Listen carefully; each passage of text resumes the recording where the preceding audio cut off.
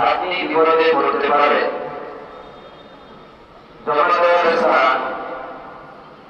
120 road বাইতুল মামুর জামে মসজিদ, নতুন বাজার, ঢাকা।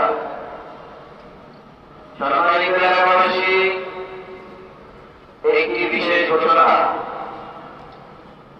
গত 5 আগস্ট দেশের পরিবর্তিত পরিস্থিতিতে বাগেরহাট থানার বিভিন্ন মালামাল ও অর্থনীতি লুটপাট হয়, যারা রাষ্ট্রের সম্পদ।